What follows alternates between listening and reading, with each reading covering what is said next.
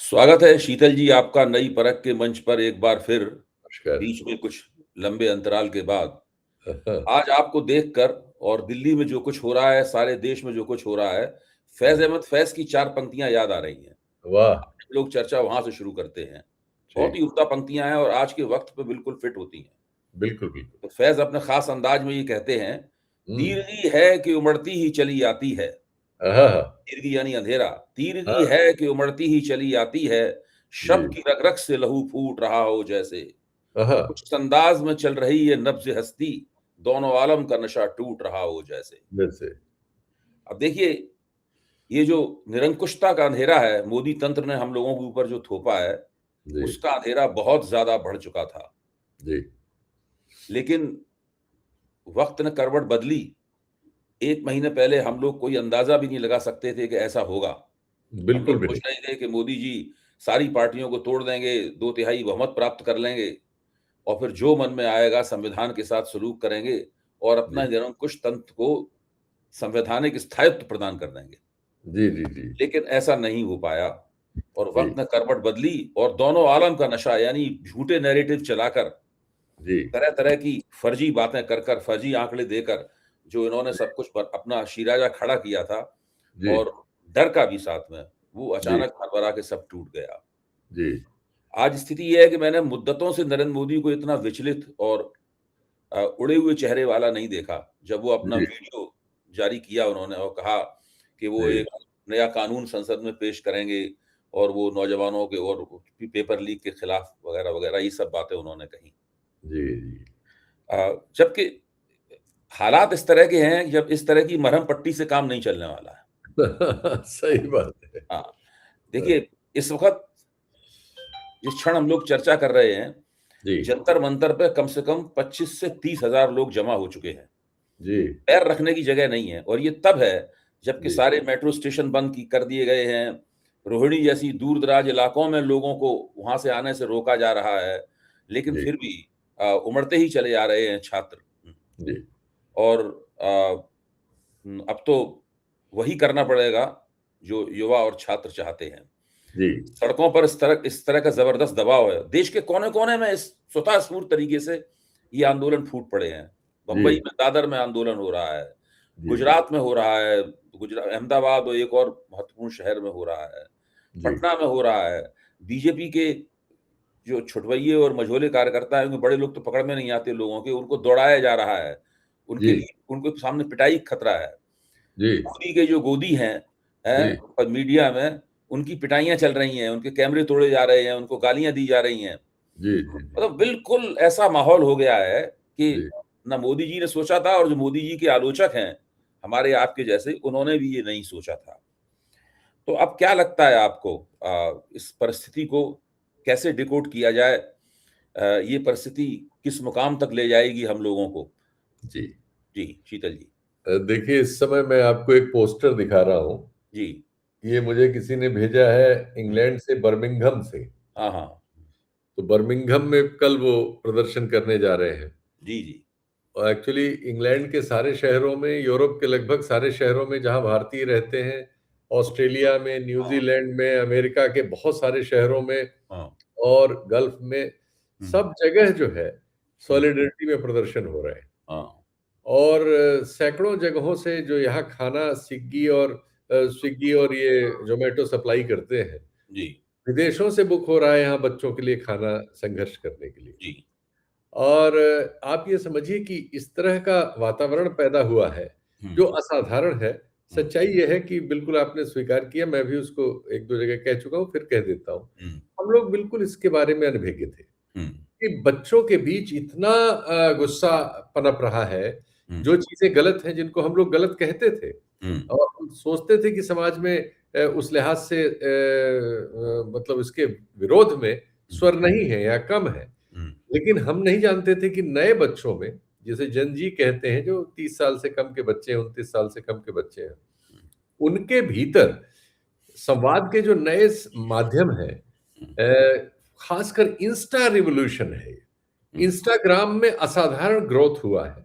हुँ, करीब 48 करोड़ के करीब लोग इंस्टाग्राम का प्रयोग भारत में कर रहे हैं। हुँ, इसमें ज़्यादातर युवा हैं और हम लोग नहीं जानते थे कि मोदी जी और उनका जो डिस्पेंसेशन है हम्म, वो इन युवाओं में बुरी तरह से लोकप्रिय हो रहा है। हम्म, वो इसलिए कि झूठ बोलना, हम्म, धमकाना, हम्म, गुंडागर्दी करना, हम्म, इलेक्शन रिग करना, कोर्ट्स वगैरह को करप्ट कर लेना, इंस्टीट्यूशन खत्म कर लेना, अपने क्रोनी कैपिटलिस्ट दोस्तों के लिए सब कानून कायदे को धता बता के लूट मचाना, ये हम्म, सब जो हो रहा था, इसको एक बड़ा समाज जो है, जो टेलीविजन देखता है और अखबार पढ़ता है, वो हिंदू मुसलमान में इसको देख रहा था। हम्म, और इसकी जगह वो हिंदू मुसलमान करके अपने को पार्कों में और इधर उधर घूमता था, वही हम लोगों के संपर्क में था और हमें लग रहा था कुछ हो नहीं रहा है। हम्म, लेकिन जो नया नया युवा है जो इंस्टाग्राम पे था, वो इस बीच बेचैनी से भरता जा रहा था। हम्म, और हालत ये है कि ये अब जिक्र मतलब उसका आइडेंटिटी नहीं मैं बता सकता। एक टेलीविजन चैनल के सबसे बड़े प्रमुख पद पर बैठे व्यक्ति की बेटी, हम्म, जो अच्छी शिक्षा कहीं ग्रहण कर रही है बाहर, हम्म, बाय द वे हम लोगों के दोस्त थे तो बातचीत हो रही थी, तो बीच-बीच में उसने हस्तक्षेप किया। हम्म, उससे हमें पता लगा कि उसके पिता का टेलीविज़न चैनल तो थ्रू आउट आंदोलनकारियों को खारिज करने के अलावा और कोई खबर नहीं कर रहा है। हम्म, तो उसके सारे एंकर जो हैं उसमें गलतियाँ निकालने में ही लगे हैं, जैसे वो हर मामले में सरकार की ओर से जनता में गलतियाँ निकालने का काम बहुत समय से कर रहे हैं। हम्म, लेकिन वो उस बच्ची में ऐसी भावना थी कि वो लगभग फट पड़ने को आतुर थी। ये वीडियो देख लीजिए, ये देख लीजिए, ये क्या किया है, ये मारा है, ये किया है, ये झूठ बोलते हैं, ये इनका इतना उसके पास सवाल थे हम्म, कि मैं उसकी बेचैनी से क्या और वो जो कैजुअल हो रही थी तो कह रही थी कि पापा रोकेंगे लेकिन मेरा तो मन कर रहा है मैं विद्रोह करके जाऊँ और जाके वहाँ शामिल हूँ जंतर-मंतर। हम्म, तो जो बच्चों में भावना है ना, हम्म, वो अब आप बिल्कुल गेज नहीं कर पाए, हम यकीन करते हैं, क्योंकि हम लोगों के उस तरह से संवाद नहीं हो पाते अभी कि उन लोगों से हम बहुत दोस्ताना हो और उनके मन की बात हमारे तक आए, इसलिए हम लोग उतनी बात नहीं जान पाए। लेकिन बहुत गुस्सा है भाई, और असाधारण गुस्सा है, और हम्म, ये कहाँ तक जाएगा, क्या-क्या करेगा, हम्म, हमें नहीं पता। जी, लेकिन ये एक चीज़ को बता रहा है कि हमारे देश में और हमारे समाज में आज़ादी के बाद से ही लगातार हम्म, 10-15 सालों में समाज में जो कुछ जैसे हम समाज को चला रहे हैं, इससे असंतोष चाहे कौन सत्ता में है ये अलग बात है, हम्म, पैदा हो जाता है। अभी तक वो असंतोष ऐसी दिशाओं में नहीं जा पाया है जो इस समाज को में कोई ऐसे बदलाव करे जिसकी ज़रूरत है इस समाज को, हमारे देश को कम से कम। हम्म, लेकिन वो बदलने की ख्वाहिश जो है, हम्म, वो उत्तरोत्तर प्रबल होती हुई हर 10-15 साल में हमें मिल रही है हम्म। और इस समय हम लोग उसके गवाह बन रहे हैं। नहीं, शीतल जी, आपने जो कहा कि ये देश की पहली इंस्टा रिवॉल्यूशन है, बिल्कुल सही कहा। अच्छा, अब लेकिन इस रिवॉल्यूशन जो कि चल रही है, रोके नहीं रुक रही है, तरह-तरह की तिकड़में की जा रही हैं, फिर भी इसके इसकी जो अग्रगति है, इसका जो फॉरवर्ड मार्च है, वो नहीं रुक रहा है किसी भी कीमत पर। और इसमें कौन नेता है, कौन नेता नहीं है, किसने आह्वान किया था, किसने अनशन किया था, किसने अनशन बीच में तोड़ दिया, किसने क्या तिकड़म की, ये सब चीज़ें जो हैं, वो अब अहमियत नहीं रखती। एकदम लेकिन सही। हाँ, हाँ, हम लोग राजनीतिक समीक्षक हैं, लेकिन हम लोग इन चीज़ों पे निगाह डालते हैं और इन चीज़ों के ज़रिए, इनके आईने में राजनीतिक प्रक्रिया को डिकोड करने की कोशिश करते हैं। मतलब हमारा और आपका पेशा तो यही है। पेशा नहीं, शौक भी है और पेशा भी है। और जी। वो लोग सौभाग्यशाली होते हैं जिनका शौक और पेशा एक ही होता है। इस लिहाज से हम लोग इस मामले में खुशकिस्मत लोग हैं। ज़रूर, ज़रूर। वरना लोगों का शौक कुछ होता है और वो पेशा कोई और कर रहे होते हैं, तो सारी ज़िंदगी एक अंतर्विरोध में जीते रहते हैं। जी, जी, है कि नहीं? लेकिन हम लोगों के साथ ये बात नहीं है। जी। तो इसके अंदर मोदी सरकार ने अभूतपूर्व तिकड़में की, अभूतपूर्व तिकड़में की, इतनी खामोशी के साथ में, इतने साजिशाना अंदाज में पूरा काम किया गया है। और ये खुशी की बात यह है कि वो सब कोई किसी का कोई असर नहीं हुआ। हाँ। हाँ, मतलब जिन्होंने ये कह के अनशन शुरू किया था, सोनम वांगचुक ने, जो इस घटनाक्रम से पहले मेरे दिल में उनके लिए बड़ी इज्जत थी, अभी भी इज्जत है, ऐसी बात नहीं, इतनी हाँ, जल्दी हाँ। किसी को ठीक बात। खारिज नहीं करना चाहिए। नहीं, नहीं, लेकिन इस 26 दिन मामले हो में वो गया, तो 26 फंस ही दिन गए, हो गया इस अनशन मामले करते में हुए, जी। मनुष्य हाँ, ही है। हाँ। अब वो उन्होंने अनशन किया कि धर्मेंद्र प्रधान का इस्तीफा हो, और अनशन तोड़ा यहाँ पे कि धर्मेंद्र प्रधान के इस्तीफे पे विचार होना चाहिए। और ये बात लिखी उन्होंने डियर नड्डा जी और डियर जितेंद्र जी के नाम लिखे हुए पत्र में।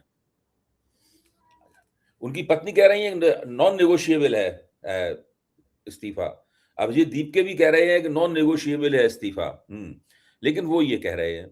दूसरे, एक और बहुत बड़ी घटना हुई कि जो देश का गैर भाजपा विपक्ष था, वो आमतौर पर संसद के भीतर तो बहुत नाहारों की तरह टकराता था मोदी सरकार से, कभी-कभी घेर भी लेता था उसको, कभी-कभी उसको कोने में भी धकेल देता था, कभी-कभी उसके बिलों को पराजित करने में भी कामयाब होता था।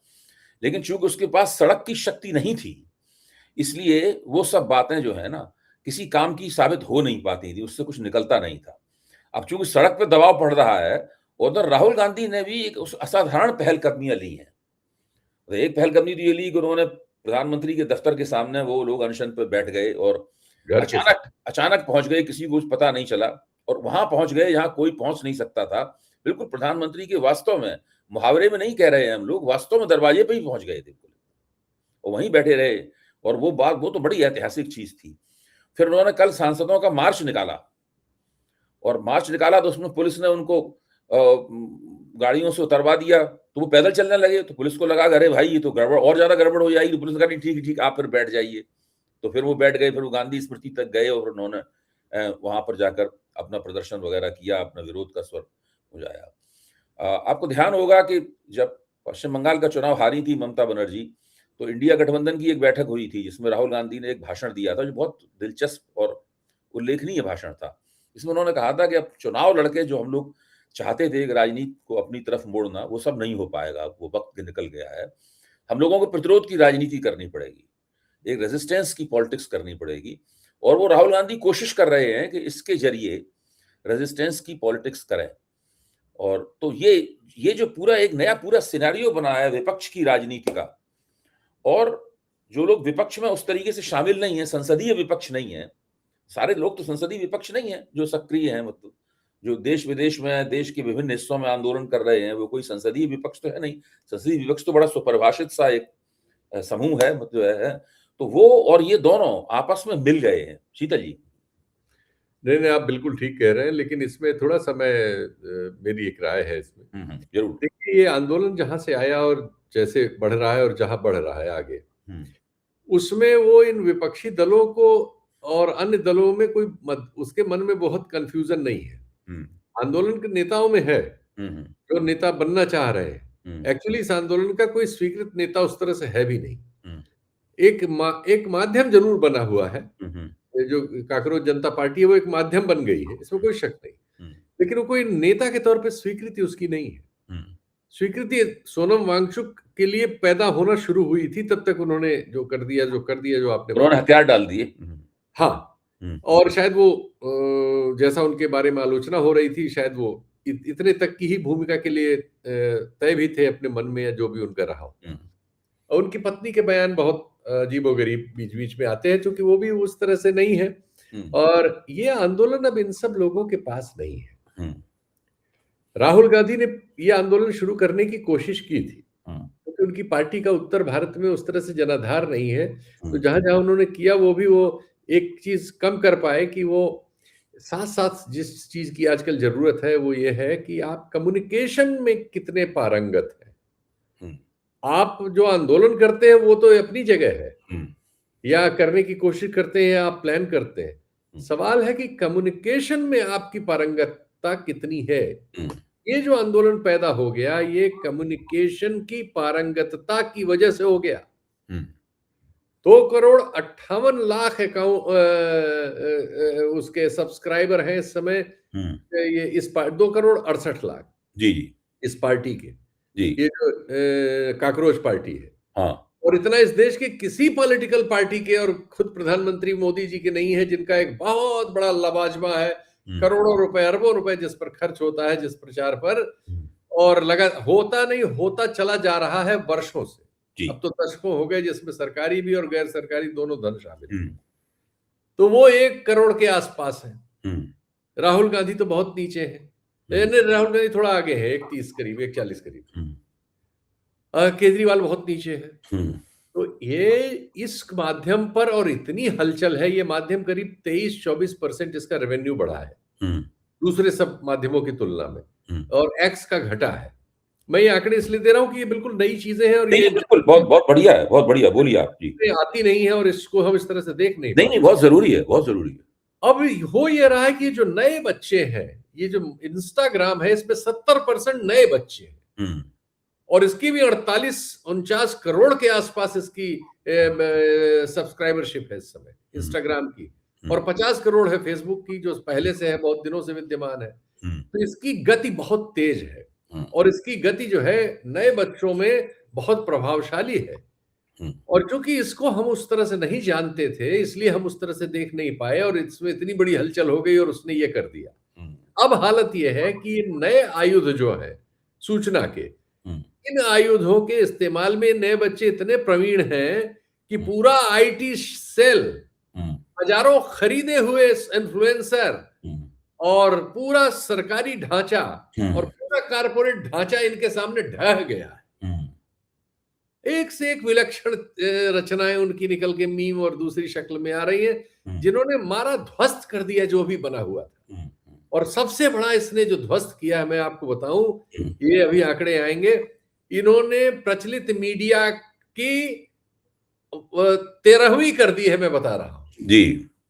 आज इस देश का प्रचलित मीडिया जो है, जो स्थापित मीडिया है, जो बड़े बड़े चैनलों और अंगूरों में बैठा हुआ है, ये मैं वैसे शब्द और वो वाक्य नहीं इस्तेमाल करना चाहता, लेकिन जो मुझे दिख रहा है वो बहुत खतरनाक दिख रहा है। इतना तो हो ही गया कि अभी जमीन पे कदम नहीं रख सकते। ये सब समाज के विलेन बन चुके हैं।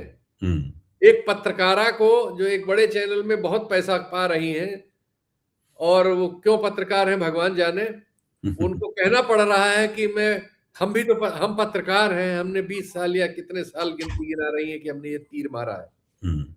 लेकिन इन लोगों ने जो नुकसान किया है समाज का, इसको बच्चों ने पहचान लिया है। जो 30 साल से कम उम्र के बच्चे हैं, और न सिर्फ पहचान लिया है, उन्होंने इसका छिद्रान्वेषण कर दिया है, एकदम इसके चिथड़े उड़ा दिए। उनके बीच अब कोई कंफ्यूजन है ही नहीं। जो कंफ्यूजन है वो 30 से और 50-55 साल की पीढ़ी में है या 30 से 80 साल की पीढ़ी में है। 30 साल से पहले के हमारे समाज में जिसको भी थोड़ा बहुत ज्ञान है और जो थोड़ा, और ज्यादातर लोग, एक बहुत बड़ी संख्या हमारे यहाँ फोन पर है जिसमें इंटरनेट चलता है, 50 करोड़ के आसपास मानी जाती है। फोन और अकाउंट्स तो 1 करोड़ 3 लाख है, नहीं 100 करोड़ 3 लाख है, लेकिन 50 करोड़ के आसपास हम रेगुलर अकाउंट्स पाते हैं जिनकी हम सक्रियता पाते हैं। तो इतनी बड़ी तादाद है ये, और ये वोकल है और साहसी है, और ये उस उम्र में है जिस उम्र में दुस्साहस किया जाता है। दरअसल साहस नहीं, अब आप देख रहे हैं तमाम बच्चे ऐसे हैं जो घरों से भाग के आ गए हैं आंदोलन में, या अपने परिवार को ले आए हैं आंदोलन में प्रेस करके। तो लड़कियों के साथ तो उनके माँ बाप भी मौजूद हैं, वो भी पिटाई खाई, उन्होंने भी पिटाई खाई। इतनी बड़ी संख्या में लड़कियां आई हैं और वहां पे जो पोस्टर वगैरह लग रहे हैं, उन्होंने जेंडर वगैरह के जो इश्यूज हैं इन सबको एक साथ ही मिटा दिया है। बिल्कुल। आप सोचिए, मैं तो कल्पना से मेरे परे में इसकी व्याख्या स्वयं में करते हुए मुझे कई बार अचरज होता है कि इन्होंने सांप्रदायिकता को तिनकों की तरह उड़ा दिया है। बिल्कुल। आंदोलन में सबसे प्रमुख जो नायक है वो दलित समाज से आ रहा है जी, और उसकी कोई दलित होने की आइडेंटिटी को इशू नहीं बन रहा है। ना वो बना भी रहा है, वो कोई जरूरत भी नहीं है करने की। नहीं, शुरू में उसने कहा था मैं दलित समाज से आता हूँ, लेकिन ना उसने बनाया नहीं, लेकिन वो वहां जय भीम के भी नारे लग रहे हैं और स्वीकृत है। मजेदार बात यह है, ये सब जो चीजें वहां हो रही हैं वो बहुत मुझे प्रभावित कर रही हैं, और मेरा ख्याल है कि आप भी चूंकि इन चीजों को इस तरह से देखते हैं, आपकी दृष्टि रहती है, तो ये चीजें हैं जो नोटवर्दी हैं, जो असाधारण है। और ये अब जो चीज हुई है, ये मन में पहुंच चुका है आंदोलन, इसने परिवारों को हिलाना शुरू कर दिया है। इसने उन बुजुर्गों को जो टीवी और अखबार पढ़ के मोदी भक्ति में तल्लीन थे, उनको हिला दिया है। और अब इसका मुकाबला करने के लिए गुंडे उतारे जा रहे हैं। जो नए वीडियो आ रहे हैं, वो कोई जो ये कथित हिंदू सेना, फलाना सेना के नाम से जो गुंडा संगठन है, अब वो लोग यहाँ बजरंग दल वगैरह, इनके कई लोग वहां पीटे भी गए हैं। तो आने वाले दिनों में ये सब जो करने ये जा रहे हैं कि इसको, आंदोलन को तोड़ने के लिए, एक हिंदू रक्षा दल कोई गाजियाबाद में है, पिंकी चौधरी कौन गुंडा है, गाली गलौज की भाषा में भी धमकी दे रहा है कि मैं इतवार को आऊंगा, और ये सच्चाई ये है कि ये एक बहुत बड़ी हिंसा को दावत दे रहे हैं। जिस आंदोलन में करोड़ों बच्चे शामिल हों, जिनके परिवारों के में इसको लेके कोलाहल मच चुका हो, नौकरी करने वाले तमाम पुलिस के अफसरों के परिवार के बच्चे आ गए हैं, उनकी स्त्रियां आ गई हैं। ये एक बहुत बड़ा सब कुछ हो रहा है। उसको इस तरह की बौनी हरकतें जो है बेवजह की हिंसा निमंत्रित करेंगी। क्योंकि अगर इन्होंने जाके कोई हिंसा वहां का क्योंकि ये तो हिंसक और गुंडे और अपराधी हैं, ये तो भाषा भी उनकी वही है। वही कह भी रहे हैं कि हम आ रहे हैं पिछवाड़ा लाल करने। ये पिछवाड़ा लाल करने आएंगे तो वहां सब हाथ पे हाथ धरकर कब तक बैठे रहेंगे? और वहां लाखों बच्चे मौजूद हैं, अगर नोच लेंगे तो तुम्हारी चमड़ी के रेशा नहीं मिलेगा, ना गाड़ी बचेगा ना पिछाड़ी बचेगा। जो पिछवाड़ा और अगाड़ा ढूंढ रहे हो, पता लगेगा तुम्हें कि तुम कहां हो। इतने बच्चों के साथ और फिर उनके परिवारों के साथ और फिर लोगों के मन के साथ, तुम करोड़ों लोगों की भावनाओं के साथ इस तरह की गुंडागर्दी की भाषा इस्तेमाल कर रहे हो। लेकिन ये डिस्पेंसेशन ऐसे ही गुंडों से तो बना हुआ है, जिसके खिलाफ ये प्रतिक्रिया, जन प्रतिक्रिया हमारे सामने आ रही है और वो असाधारण है और हम लोग इसको दर्ज करने के लिए साबुत हैं। ये सोच के थोड़ा सा संतोष होता है। अब कल एक सज्जन ने एक नारा कॉइन किया, एक नारा गढ़ा उन्होंने और उसको खींचा उन्होंने। नारा थोड़ा दिलचस्प था। नारा ये था कि प्रधान नहीं जाएगा तो प्रधानमंत्री जाएगा। अच्छा। अब तो मैं इस नारे को आगे बढ़ा के आपसे कह रहा हूं, प्रधान रहेगा या जाएगा, बॉल प्रधानमंत्री पर आ गई है। आप याद करिए जब पिछला आंदोलन हुआ था और उस समय तो डी राजा वगैरह को अरेस्ट भी कर लिया था आपने, हटा भी दिया था। आपने जो एशियाई खेलों के मामलों में कलमाड़ी वगैरह थे, सब पे कार्रवाइयां कर दी थी और लोकपाल की मांग मान के संसद में कानून बना दिया था। जी जी जी। क्या वो मनमोहन सिंह सरकार को बचा सका? ना। तो इसलिए अब ये तो सोचने से परे है।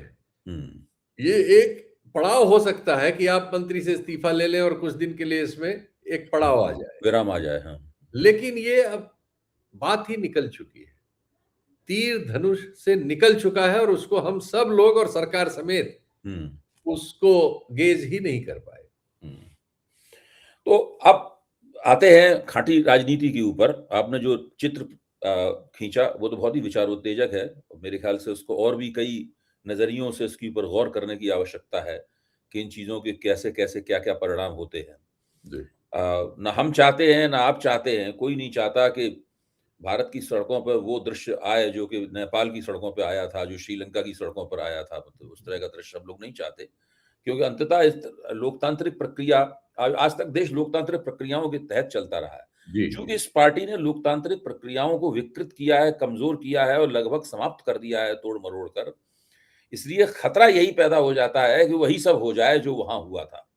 अब वो तो बहुत छोटे छोटे देश हैं, भारत के एक मोहल्ले की तरह हैं। श्रीलंका और नेपाल क्या है, करोल बाग और आसपास के इलाके को अगर जोड़ लिया जाए तो उतना बड़ा हो जाता है।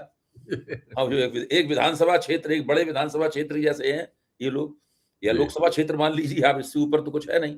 भारत तो कई गुना बड़ा है। तो ऐसी स्थिति में क्योंकि सरकार बहुत निष्ठुर है और मोदी जी वही सब तिकड़मे कर रहे हैं कि अब पहले तो उन्होंने कहा कि ये एनडीए की मीटिंग में बोले कि हमने तो पर्चा करवा दिया और सब ठीक ठाक करवा दिया और जो पाप हुआ है पेपर लीक का आगे नहीं होने देंगे।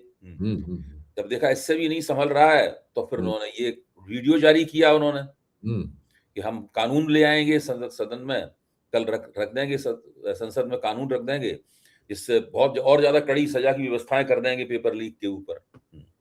अच्छा, तो वो चाहते हैं कि ये दिखाना चाहते हैं कि हम पेपर लीक ना हो, इसके लिए हम सरकार के हाथ में जो जो औजार हैं उन सबका इस्तेमाल कर रहे हैं। और साफ जो धर्मेंद्र प्रधान है वो कह रहा है ये लोग जो जंतर मंतर पे बैठे हुए हैं दहशतगर्द हैं, वो साफ कर। और वो हमेशा मुस्कुराता रहता है, वो हमेशा हंसता रहता है और उसके पीछे विश्वास ये है कि मैं तो अपनी पार्टी और राष्ट्रीय स्वयंसेवक संघ के लिए बहुत बड़ा फंड रेजर हूं, मैं बहुत बड़ा रणनीतिकार हूं, मैं बैकरूम का शहंशाह हूं, मैं चुनाव जिताता हूं। और इस तरीके से वो, उसके चेहरे से लगता है कि जितनी जोर से मेरे इस्तीफे की मांग होगी उतना ही ज्यादा मेरा मंत्री पद और पक्का होता चला जाएगा। मतलब उसका विश्वास ये है, मतलब जो है मुझे लगता है कि अभी छात्रों को और युवाओं को एक अंतिम चोट इन लोगों के ऊपर और करनी होगी, ताकि उनका ये जो विश्वास है, उनके चेहरे पर ये जो कुटिल मुस्कुराहट है, मतलब ये मुस्कुराहट भी हट जाए। देखिए, वो तो चीजें किसी भी आंदोलन में कई चरण उसके होते हैं। अभी तो बहुत प्राथमिक चरण है, मैं इस आंदोलन के बारे में कहूंगा। लेकिन जो इसमें नुकसान हो रहा है, आप किसी भी उस पे चले जाइए, चाहे ट्विटर पे, फेसबुक पे, इंस्टा पे, जहां प्रधानमंत्री जी का वो भाषण नथी है, यूट्यूब पे चले जाइए और नीचे कमेंट्स पढ़ लीजिए बस। 90% कमेंट्स जो है उनके चिथड़े उड़ा रहे हैं। ऐसी नकारात्मक प्रतिक्रिया प्रधानमंत्री जी ने कभी अपने बारे में सोची नहीं होगी कि लोगों में वो कहाँ पहुंच गए हैं, लोकप्रियता के किस शिखर से किस उसमें। अब ये बिल्कुल आयु के आधार पर वर्गीकरण है। एक खास आयु में अभी भी उनके लिए समर्थन प्राप्त है। एक खास आप कह रहे हैं 40-50 साल के लोग उनके साथ में हैं। उनके समर्थक जो हार्डकोर हैं, 10-15% जो रैबिट सांप्रदायिक लोग हैं, आरएसएस ट्रेंड, और मतलब उनको क्या कहा जाए, उस सेक्शन के अलावा बस यही अधेड़ उम्र में और कुछ बुजुर्ग रिटायर्ड लोगों में वो है, जिसमें लगातार उनके छीजन हो रही है। उसमें भी लगातार उनकी छीजन हो रही है। बाकी तो सब नीचे से जमीन ही उखड़ गई है। तो इस पर मत जाए कि वो कौन सा चुनाव जीत गए थे, कितना उन्होंने एमपी तोड़ लिए, कितना राज्यसभा में बहुमत है, और या 2/3 कर लेंगे और 5/4 कर लेंगे, वो सब अपनी जेब में रखे हो। जनता के मन से उखड़ रहे हैं, उसको अगर वो नहीं देखेंगे या उनके सोचने समझने वाले लोग नहीं देखेंगे, उखड़ नहीं रहे हैं, उखड़ चुके हैं। और अब इनका ये मरहम पट्टी से इलाज नहीं होना है। अब ये ऑपरेशन की डिमांड कर रही है सिचुएशन। अब ऑपरेशन जनता करेगी या सत्ता अपने लिए अपना ऑपरेशन करके अपने को ठीक कर लेगी, ये हमें देखना है। नहीं, सत्ता तो अपना ऑपरेशन खुद नहीं करती है कभी भी। ये दुनिया का पुराना नियम है। हर्बर्ट सेलोने की पुस्तक है तानाशाहों की पाठशाला। मैं थोड़े से ऐसे शब्द का इस्तेमाल करूंगा जो मैं नहीं, जो आमतौर पर उसमें एक अंग्रेजी में लिखी गई किताब है, उसका हिंदी की एक बड़ी कहावत बड़ी प्रचलित हुई थी। वो ये है कि तानाशाह मुंह पे थप्पड़ खाकर नहीं, बल्कि पैंदे पर लात खाकर सिंहासन से उतरता है। तानाशाह मुंह पर थप्पड़ खाकर नहीं, बल्कि पैंदे पर लात खाकर सिंहासन से उतरता है। तो ये स्थिति इनकी होने वाली है। मुझे लगता है की लाइनें और हर्बर्ट सेलोने की इन पंक्तियों को जोड़ दीजिए आपस में। इन्हीं पंक्तियों से अब इस कार्यक्रम को आप रोक दीजिए। इसके बाद कुछ बात करने पे बात जो है, अब ये हो गई बात। कभी-कभी बात में निकल आती है, ये बात निकल आई। जी। बहुत-बहुत शुक्रिया शीतल जी। जल्दी ही हम लोग इस मसले पर और जो घटनाक्रम जिस तरह आगे बढ़ेगा और इस आंदोलन की जो गतिशीलता होगी, उस पर विचार करने के लिए मिलेंगे। आप भी इस पर नज़दीकी निगाह जमाए हुए हैं, मैं भी नज़दीकी निगाह रखे हुए हूँ, और मुझे तो लगता ये है कि मुद्दतों बाद उम्मीद की एक किरण फूटी है। अब देखिए ये किरण कहाँ तक रोशनी पहुँचाती है। बहुत-बहुत धन्यवाद एक बार फिर। जय हिंद, नमस्कार।